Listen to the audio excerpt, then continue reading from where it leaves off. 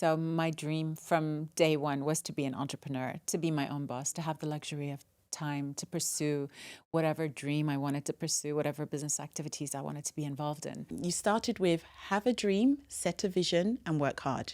We can achieve anything and everything we put our minds to.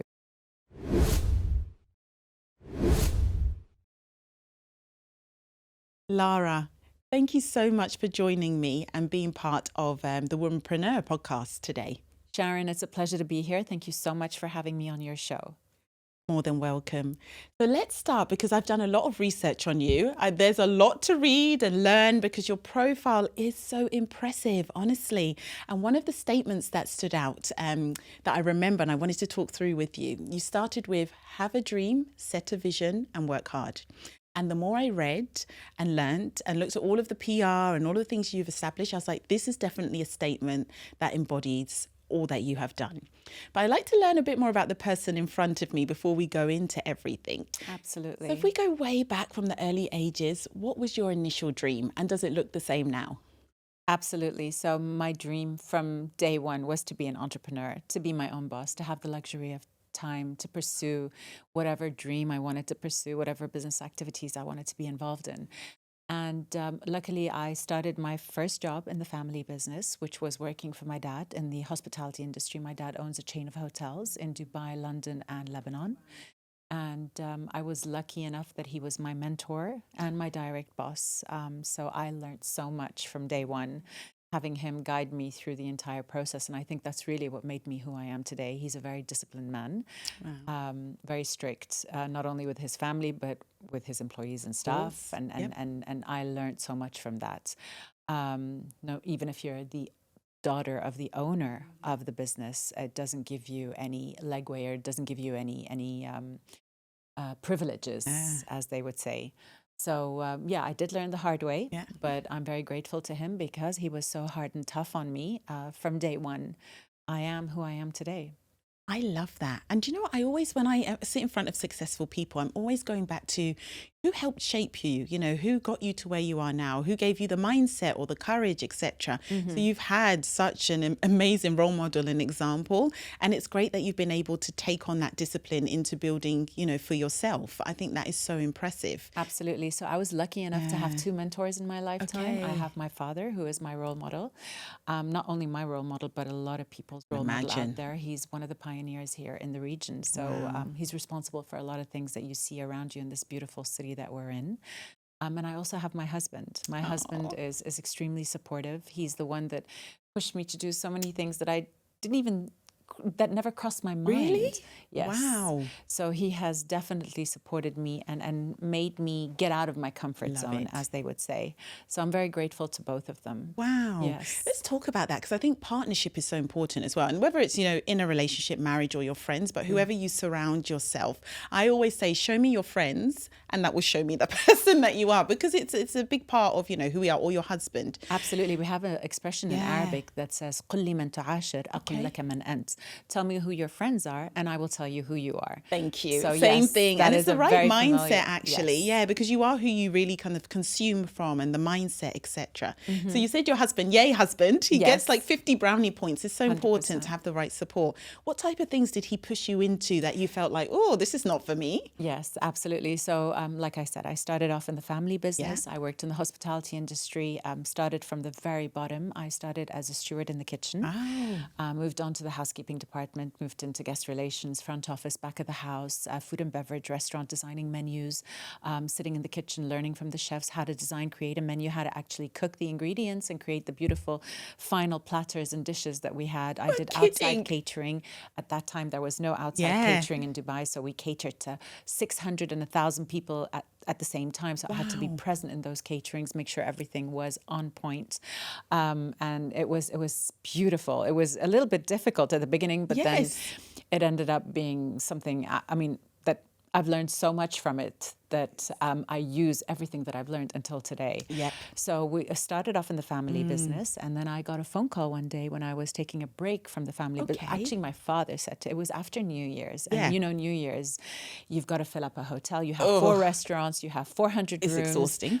And it was exhausting. Yes. Yeah. And my dad the next day said, you know what, young lady, you need to wait 2 weeks off. And I Okay. looked at him, I said, not really, because I love the hospitality industry. Wow. It's a people's industry. Yeah. I'm a people's person. 100% so you are. you Yeah. don't really feel like you're working. Of You feel like you're on course. vacation the whole time, even though it is Yes. your job. And I was like, I don't think I need a break. He's like, you need a break. I'm your boss and I'm telling you to take a break. I'm like, okay, no worries. If Dad is not telling you argue. to take a break, then that means you definitely worked hard. Yeah. I did, and the results were incredible. Good. So he was very happy. So I decided to take a break for 2 weeks. And during that break, I got a phone call from the first English language TV station that was setting up in Dubai. They were setting up in Dubai Media City, building number 4, known as the Associated Press Yeah. Building. And they gave me a call and they said, Lara Tabet. I said, yes. And they said, we're looking for a TV presenter and everybody seems to be giving us your name and contact details.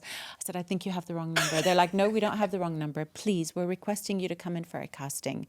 If you end up liking it, you're welcome to join. If you do not like it, you are free to leave. And I said, okay. I had to, of course, consult my husband Yes, because, yeah. you know, the world of television was It's something completely I'm not different. very new to. I'm not familiar with it whatsoever. I've never studied mass communications. I've never studied anything to do with media or television. I gave a call to my father. He was not very happy. Yeah.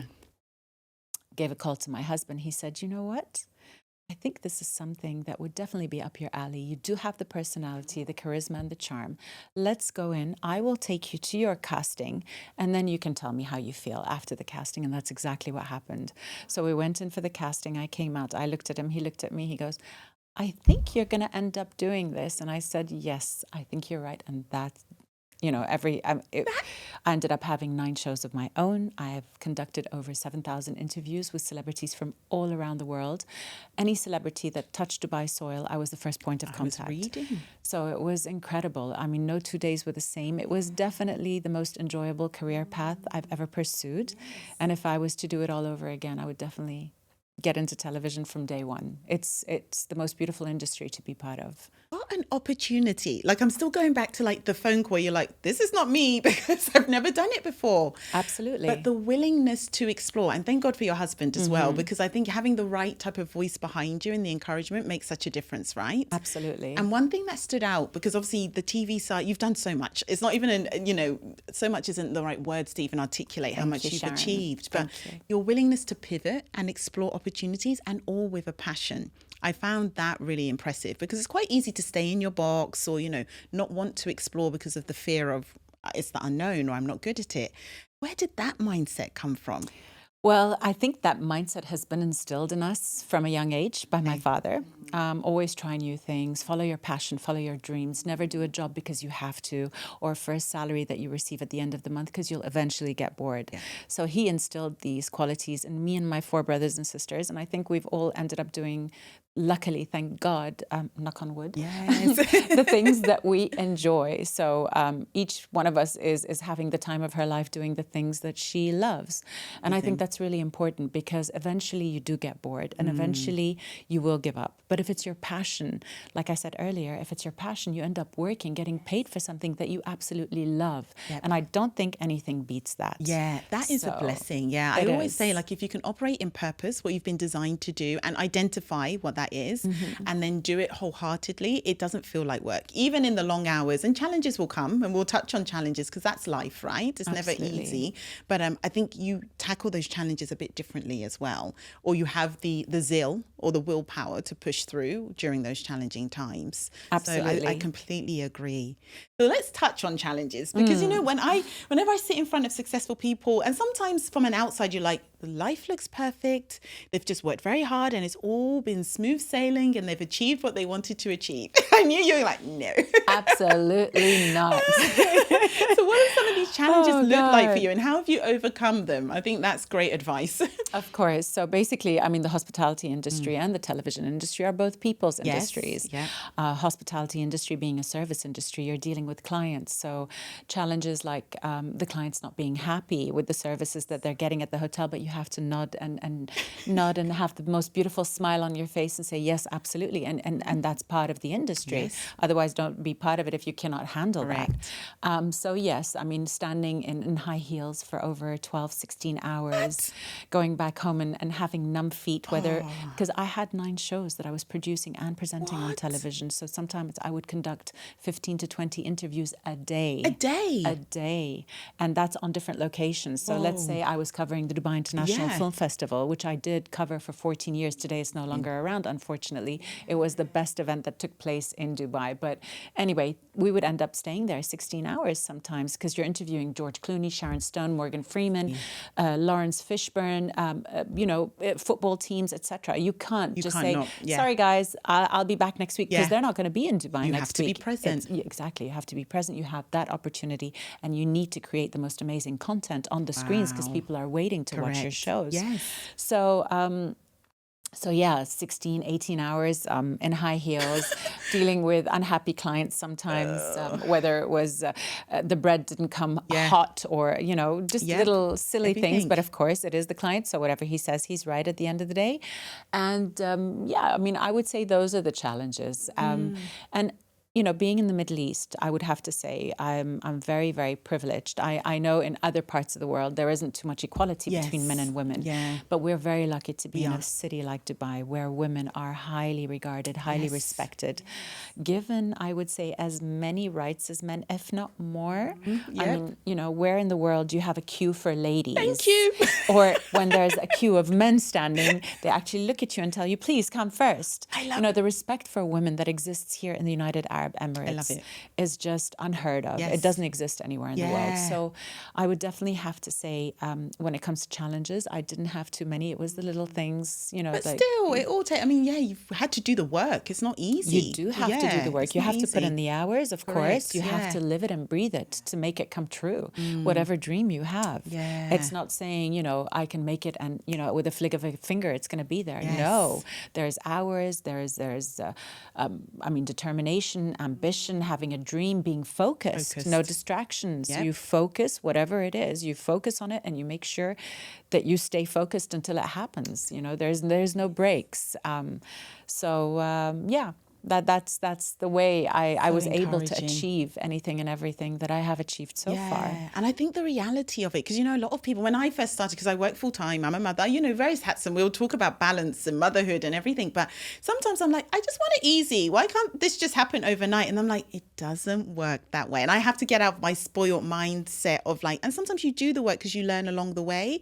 So I'm really training my mind to be patient and focused in it, because eventually it will materialize. Of course. Yeah. So that's really helpful advice. Yeah. Absolutely. Patience is key. I mean, hard work, determination, resilience, and just being focused and never give up. Sometimes things don't work out your way, but don't surrender. Don't give up. Just keep going until you get what you want. And that is my advice to all women out there. Not only women and men, because we all have a dream. Correct. Yeah, correct. Yeah. So given all that you have done and are still doing, how do you find balance? And what does balance actually look like? Because we hear a lot of women saying, even me, I struggle to find the right balance. It's either I will work my corporate job and then come home, be a mother, and then start this second, passion that I have in terms of content creation and podcasting. And that could see me, going on until 1 a.m., 2 a.m., then waking up at 5:30.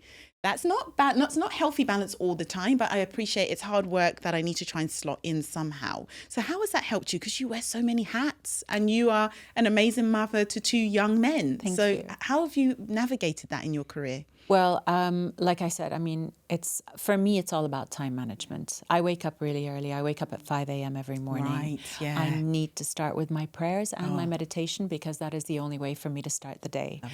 No matter where I am in the world, I've got my prayers and I've got my meditation with me. And I think that is the key. And don't forget, the way you start your day is the way the day ends up. Continues. How long have you been doing that for? Because I'm trying to be disciplined with my prayers in the morning. Like if I get that gap before my alarm clock, Zane, wakes me up. He's normally up by 6, so I'll try and get half an hour.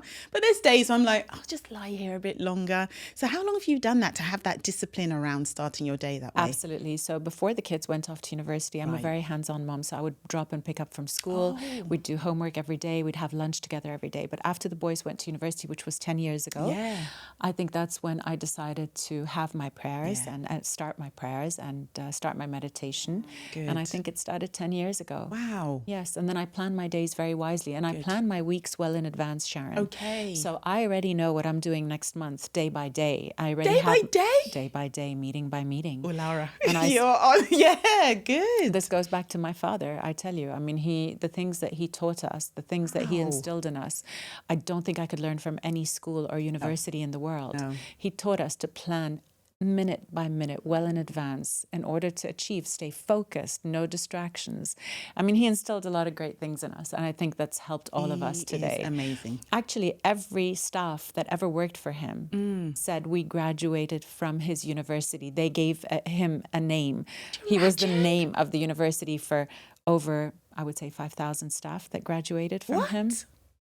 Oh gosh, what an amazing person. He is a university, yes. Yeah. I hope you get the chance to meet him one day. I want to. I would love to introduce you like, to I him need to learn so from you know him. exactly what I'm talking about. Yes. He's 90 years old and he's still opening up businesses. Getting goosebumps. This is an entrepreneur in his DNA. Yeah. So yeah. Gosh, he's instilled so much. Yes, he has. So the discipline and the time management and planning well in advance, it all started from there.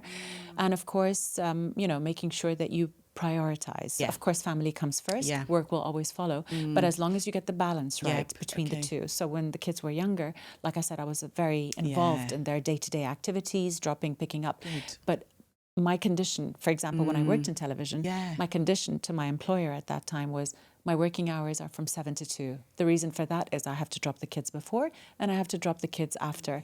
And every job I got after that, my conditions were always 7 to 2. But what I was, because I'm very efficient, what I was able to achieve between 7 and 2 would take someone else a week to achieve. Yes, that's it. Because I condense everything, I concentrate everything, I focus, and I make sure to get to over-deliver. I love it. You know, you so never they can't under-deliver. question your time or Always over-deliver. Amazing. And then there is no question to talk for, about? Exactly.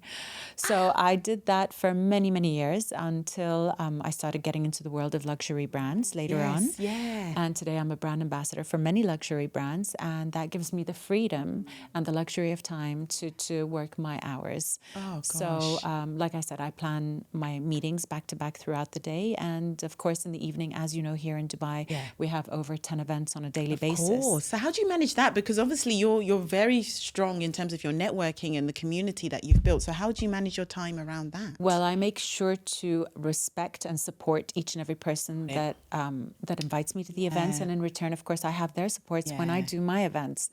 And I make sure to show up, be present in each and every event, even if it's for half an hour. Right. But to show up and give the support, just be there. Because people do need support at the end of the day, no matter who they are. So, just be there and stay as long as I can and maneuver and continue to the next event and try to be there for all my friends. Wow. In order to give them all the support equally. Yeah. And that's exactly what I do. I don't end up staying the entire event, but I stay as long as I can. I think it's just being, showing your intention. And obviously your friends will understand you're busy as well. They understand your kind of the multiple things you have to do. So I think even you sparing 30 minutes shows that I just wanted to see you and be here before I have to go. And they are very grateful, I have to say. So that's great. It helps, yes. Yeah. So let's talk about support a bit more, because I feel like there's a bigger ecosystem of women in business. Like I've been here 11 years. I know people have done a lot longer than me, but I think from what I'm seeing from my own journey of, tapping in a bit more into my talents and networking, I feel like there's a community of women. But the work that you've been doing for quite some time actually is supporting other women, whether it's in business or their careers. Where has that passion come from? And And let's talk a bit more about what you're doing for these women, because I think it's amazing. It takes a village, and it's great to have someone champion that village. Absolutely. Starting off with my favorite quotes, which is not my quote, it's Oprah Winfrey's quote. Love Oprah. It's going to be good then. We love Oprah. Yes. Basically, behind every successful woman is a tribe of other women. 100%. And I truly believe in that because I've lived it, I've experienced it. Starting off with my mother, my sisters, since I was a child, I always had their back. I mean, they had mine, so there was always support from a very young age. My aunties from my mom's side, my dad's side, and that's where it all started. Got it. So during COVID, I met a beautiful woman by the name of Cardella Colson, who's no longer in Dubai. She's in Australia today. Yeah. And she actually gave me a phone call one day. I think it was the first few months of COVID. We were still allowed to leave our homes at that time. And she said, Lara, I want to set up a women's empowerment platform and I would love you to partner with me on this. And I said, that sounds very interesting. Yeah. So what we did, we gathered 10 ladies on a daily basis and interviewed them the way we're being interviewed now. And we aired these interviews on YouTube. Yep. And all these women were entrepreneurs, very successful entrepreneurs, Emirati, non-Emiratis. As you know, we have 220 nationalities living here in Dubai. Fantastic. So we had women from different parts of the world attend on a daily basis. We had over 250 interviews by the end of it that were aired on YouTube. And that was done not only to empower the women, but to give them hope that don't worry, COVID is here, but only for a short period of time. And the world is waiting for you after COVID is over.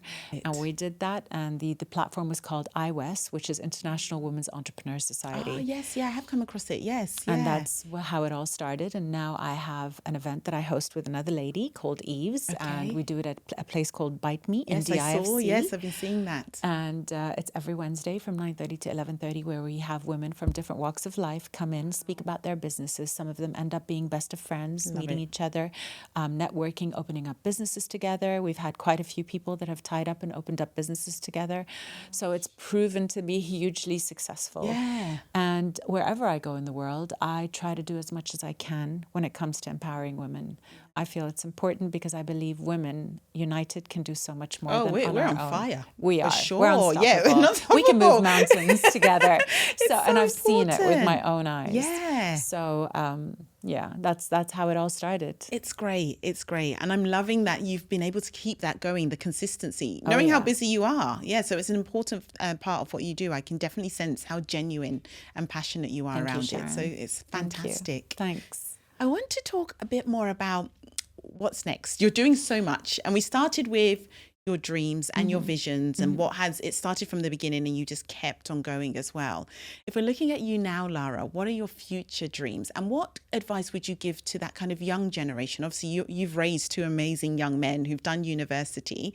How would you encourage them to follow their passion and pursue their careers as well? Absolutely. So my advice to all the entrepreneurs or, people wanting to get into business out there is to definitely start off by having a dream, having a vision. Set your goals, set your targets, never give up, never surrender, do whatever it takes to make them come true. And working hard, I mean, work as hard as you can and as smart as you can. Yeah. Because when it comes to hard work and working smart, the sky is the limit. Yes. And just be focused. I think focus is key because when you're focused, you can achieve anything and everything you put your heart out to achieve. And of course, the most important part of it all is to have a passion, to enjoy what you do, to love what you do.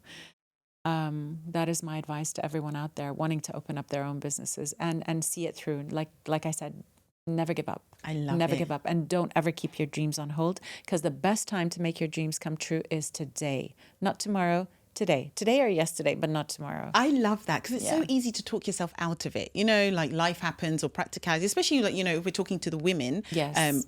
Motherhood, or even if it's not motherhood, there's so many different hats that we all wear in our lives. So it's like, I won't do that. I'm not sure. Self-doubt can be a big thing as well. So I think having to work through all of those internal voices to just try at least is always the starting point as well. And getting cold feet. I mean, no. I was like, no, we don't get cold. Don't let the negative voices in your head talk you out of it. Yes. Do whatever it takes to make it come true. And you've got to live it. You've got to breathe it. You've got to It's got to be your 24/7, Yeah, you know, yeah. and that's the only way to make your dreams a success, not only to make them come true, but to make them a success. You've got to live it Yes. and breathe it. Well, Yeah. you are an example of all of this great practical advice that you've just told me. I'm like pumped up. I'm like, I'm going to do this. I'm going to do. My head is like spinning because it's so encouraging to see other women that are doing it. But obviously doing it, and them, I'm a mother, so you're a mother. I can relate to like how you've raised your children and still been present. Because I think that's the struggle sometimes of like, am I fully present for my household, or am I giving too much to this? But you've given so much great advice. It's doable. Absolutely. Of course, it's doable. As long Yeah. as you get that balance right, it's Yeah. doable. We can achieve anything and everything we put our minds to. Yeah, it's powerful. Where we're women, God has brought us to this earth, you know, to live a happy and balanced life. And I don't see why anything should stand in our way of making that come true. Lara, thank you so much. Honestly, the wisdom that you have shared, it's going to touch a lot of people as well. Me especially, like I'm taking mental note, and I will watch this episode 10 times because it's all learning as well. And I think that's the value of being able to sit in front of people like yourselves to actually see how you've done it. So thank you so much for all that you are doing, and that I'm sure you will continue to do as well. Thank you very much for having me on your show today, Sharon. It has been a true pleasure talking to you, and I wish you continued growth and success in all your future ventures. Thank you. Thank you.